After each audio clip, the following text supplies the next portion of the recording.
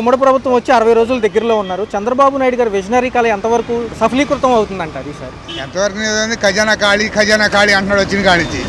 ఆడేమో దునపోతులు తిన్నాడు, ఈడేమో ఏనుగులు తింటాడు, అంతే తేడా. అంటే సార్ ఒక పథకాలు పెట్టారు, కొంత వ్యవధి అడుగుతున్నారు, ప్రజల్లో కొంత అపోహ ఉంది, చేస్తారా లేదా అని దాని గురించి? అది డౌటే. ఒకటే గ్యారంటీ, పింఛన్లు ఇస్తున్నారు కదా, అది మట్టికి ఇస్తాడు, కడవన్నీ తోపి పెడతాయి చెప్పాడు, అంతే. ఓకే, మరి చూసుకుంటే అమరావతికి ఏవైతే ఫండ్ ఇచ్చారో అది ఫండ్ అంటారా, గ్రాంట్ అంటారా, అప్పు అంటారా? ఫస్ట్ 15,000 కోట్లు. 15,000 కోట్లు అప్పుగే అందరికి కట్టాలి, ఒకడే కట్టేది ఏముంది? దాంట్లో సగం పక్కన ఇట్టుకుంటాడు, సగం పని చేస్తాడు. ఎందుకంటే రాజధాని ఆడిది కనుక కడతాడు, ఈడేమో కట్టలేదు, అసలు రాయి కూడా పెట్టలేదు. పోలవరం పూర్తి చేయాలి ఎవడొచ్చినా, అది వైఎస్ రాజశేఖర రెడ్డి ఉంటే 5 సంవత్సరాలు అయ్యేది.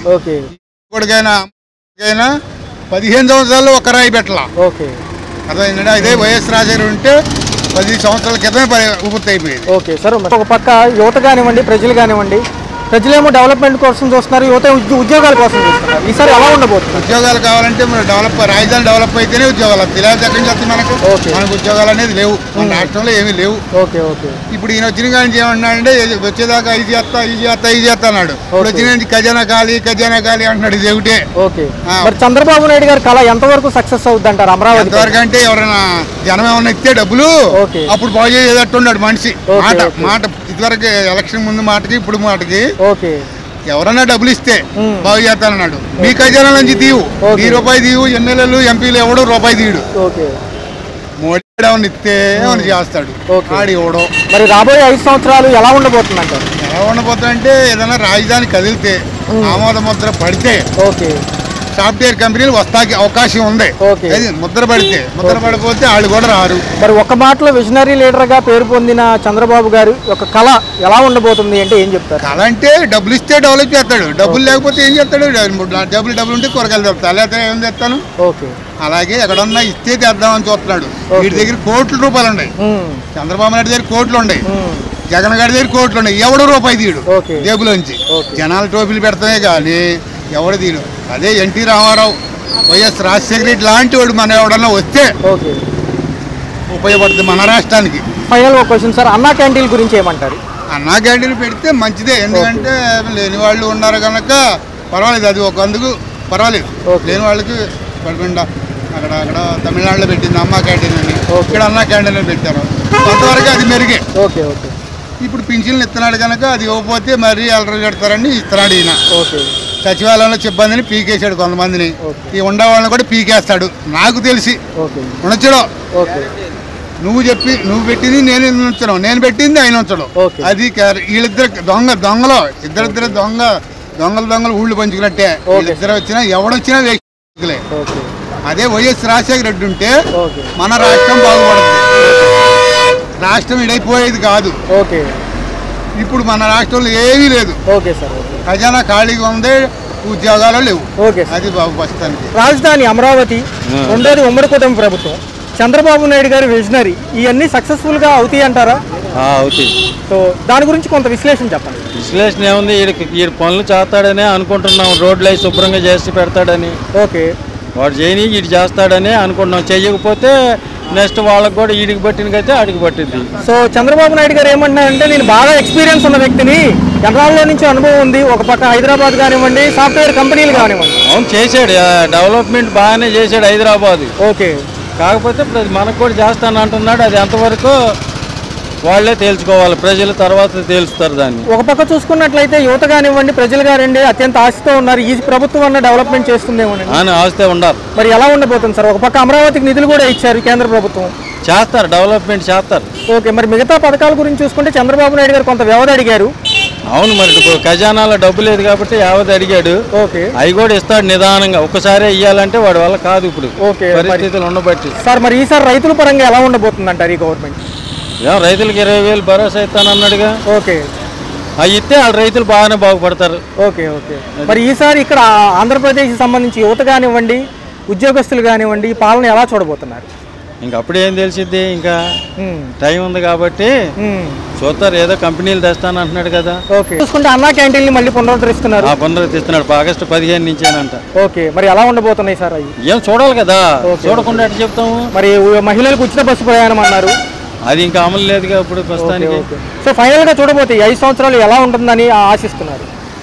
ఏం బాగానే చేస్తాడని అనుకుంటున్నాం. ఓకే, అంతవరకే మనకు తెలుసు, ఎందుకంటే మనకేం తెలియదు. చూసుకున్నట్లయితే ఉమ్మడి కూటమి ప్రభుత్వం వచ్చింది, 60 రోజుల దగ్గరలో ఉంది. చంద్రబాబు నాయుడు గారు కళ అమరావతి. సో కేంద్రం చూసుకుంటే కొంత 15,000 కోట్ల దాకా ఇచ్చారు.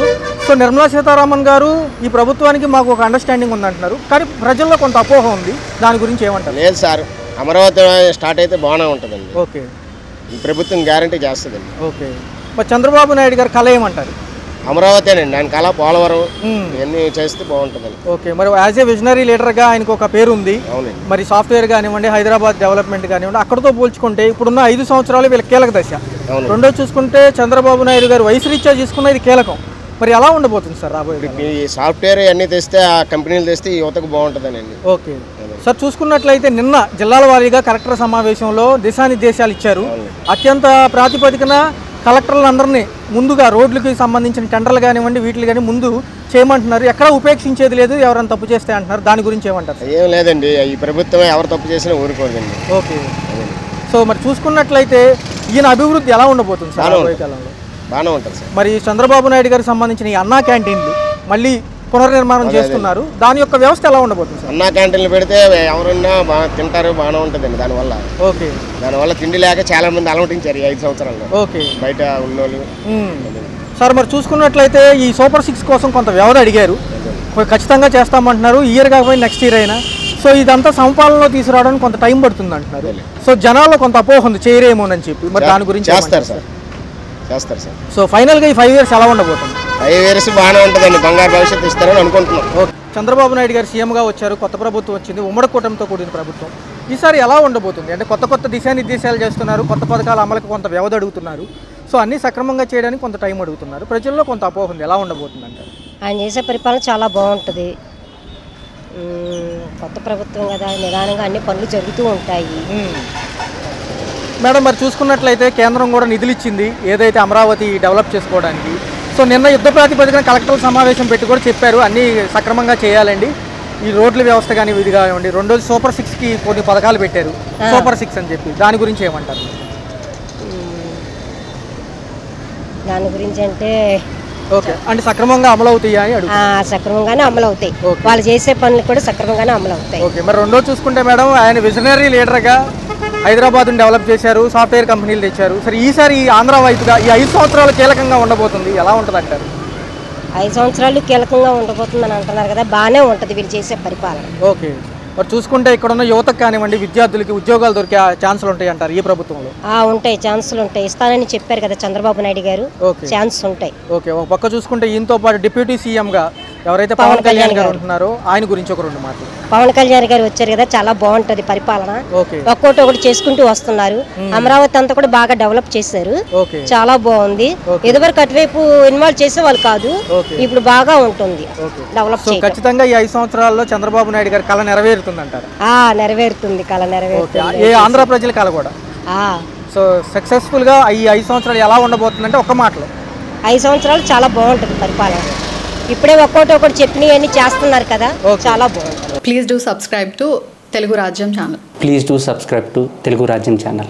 Please do subscribe to Telugu Rajyam channel. Hi అండి, నేను మీ ఆర్పీని, నెల్లూరు పెద్దారెడ్డి చేపల పులుసు ఓనర్ని. మీరు తెలుగు రాజ్యం అనే ఈ యూట్యూబ్ ఛానల్ సబ్స్క్రైబ్ చేసుకుని మంచి వీడియోలతో వస్తారు.